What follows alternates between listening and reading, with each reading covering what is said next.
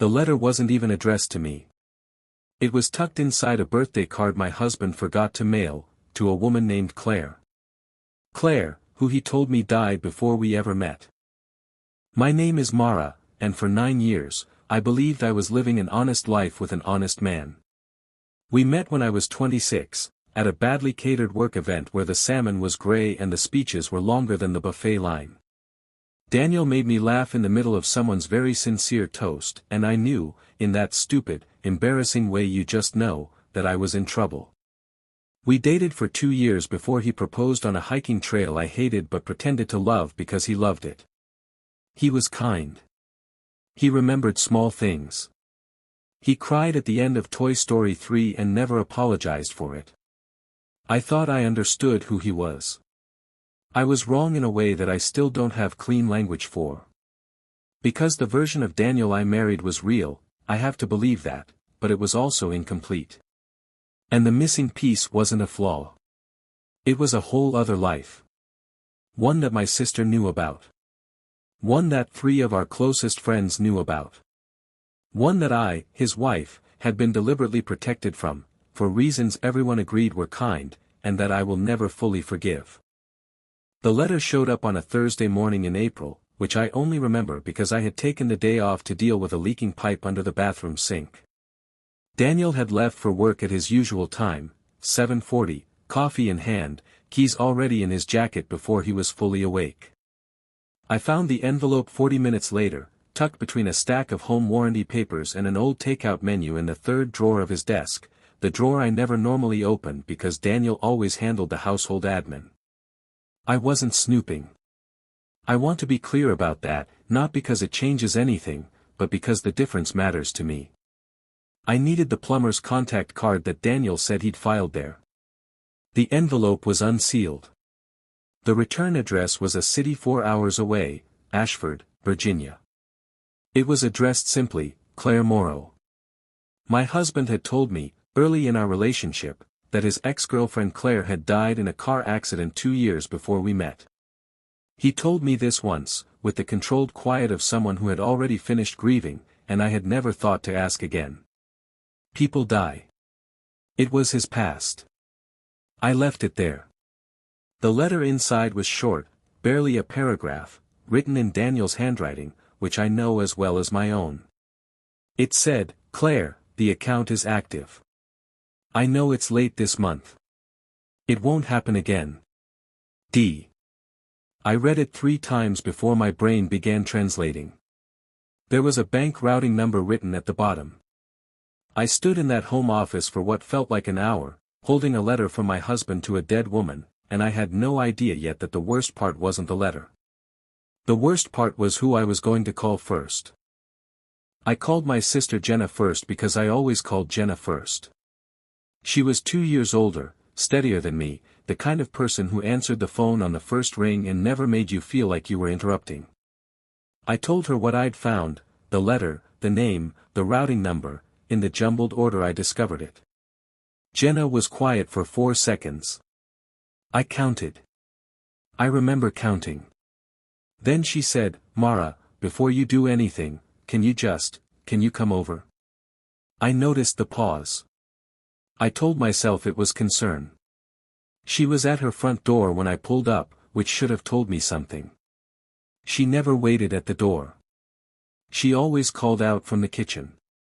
She made me tea I didn't drink, and sat across from me, and her hands were folded in her lap in the particular way she folds them when she is about to say something she has rehearsed.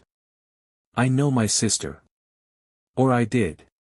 She said, "There's something you need to know, and I need you to hear all of it before you react." The room tilted a little. Not dramatically.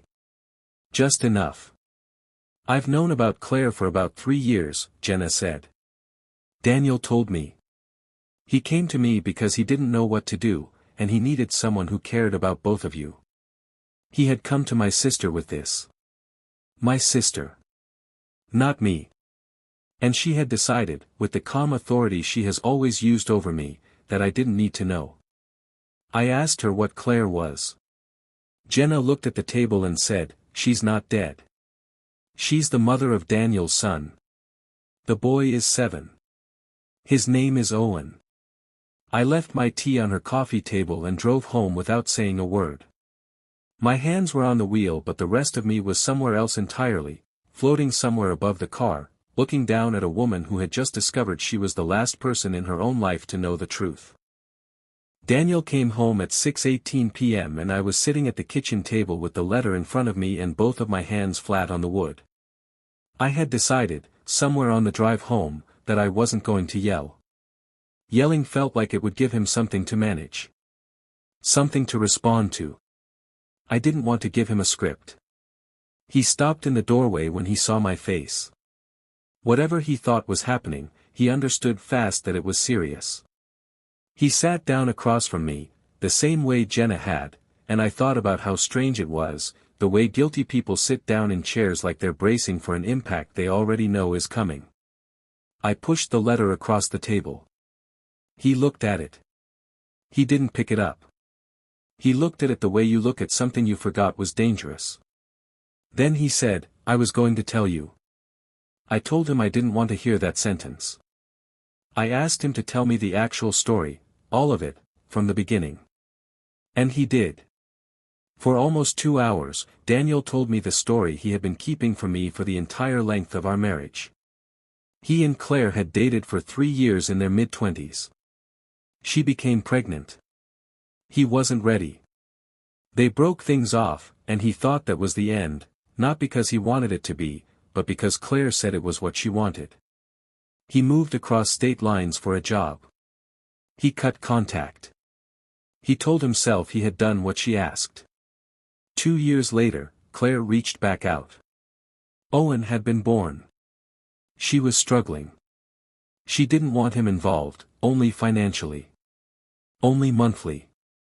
Only quiet. He had agreed. And he had told no one except my sister, 3 years into our marriage, when the silence of it had become unbearable. "Why Claire?" I said. "Why not me?" He said, "Because I was afraid you'd leave." I stared at him across that table and I thought about 9 years of morning coffee and hiking trails and crying at animated movies, and I said, "You were right to be afraid." I stood up. I went to the bedroom. I didn't know yet what I was going to do. But I knew that whatever I decided next would not be reversible. 3 days passed before I spoke to Daniel again in full sentences. He slept in the guest room without being asked, which I noted but did not credit him for. It was the minimum. I spent those 3 days doing something I had never done in our marriage. I started looking. Not for evidence of more lies. The evidence I had was already more than I needed. I started looking at myself, at the years I had spent in a house with a secret living in it, at what it meant that I had never sensed it, and at what it said about me that I was less surprised than I should have been. That last part frightened me more than anything. I also did something most people in my position don't. I called Claire. I found her number through a combination of the routing number on the letter and a few hours of careful searching, and I called her on a Wednesday morning, standing in my car in the parking lot of a grocery store I didn't need to be at. She picked up on the second ring. I said, "My name is Mara. I'm Daniel's wife. And I think it's time we spoke." There was a pause, shorter than Jenna's had been, and then Claire said, "I was wondering if this day would come." That sentence told me everything about what kind of woman Claire was. She wasn't hiding. She wasn't apologizing. She wasn't afraid of me. She spoke to me for 40 minutes with the calm of someone who had long ago made peace with a complicated truth and had been waiting for the only remaining party to catch up. Owen, she told me, was healthy and curious and obsessed with dinosaurs and had no idea who his father was. Daniel had been a financial presence in their lives and nothing more, no visits, no calls, no contact. Just monthly wire transfers and, apparently, forgotten birthday letters. She hadn't asked for more. She had, in fact, refused more. "I want Owen to have a father who shows up," she said, "not one who shows up guilty." I sat in my car after we hung up and cried for the first time since finding the letter. Not because I was heartbroken anymore. But because I realized the person I was actually most furious at wasn't Daniel. It wasn't even Jenna. It was myself, for having spent 9 years in a marriage so conflict-avoidant that neither of us had learned how to tell the truth to each other about things that actually mattered. We had built comfort instead of honesty. And the comfort had hidden a whole boy named Owen. I did not leave immediately. I want to be honest about that, because the easy story would have me walking out the door the night I found the letter, dignity intact, narrative clean. The real story is messier than that. I stayed for 6 more weeks, not out of indecision, but out of the deliberate kind of courage it takes to dismantle a life carefully rather than explosively. I spoke to a lawyer. I spoke to a therapist, not a couples therapist, my own, for the first time in a decade. I spoke to Jenna once, in the kind of conversation that doesn't fix anything but establishes what is salvageable and what isn't. She cried. I didn't. We are not where we were, and I don't know if we will ever be. I spoke to Daniel many times. Mostly in the evenings, at the kitchen table where the letter had been, which felt like a strange choice until I realized it was intentional. I was claiming that table back. He answered every question. He made no excuses I hadn't already heard. He said he was sorry in a way that I believed was genuine and that still didn't change anything. I asked him, one night, if he ever thought about what Owen's life would look like when the boy was old enough to ask questions. Daniel said he thought about it constantly. I told him that if he meant anything he had said about being sorry, the first thing he owed wasn't me. It was his son. He nodded. He didn't argue. That was something.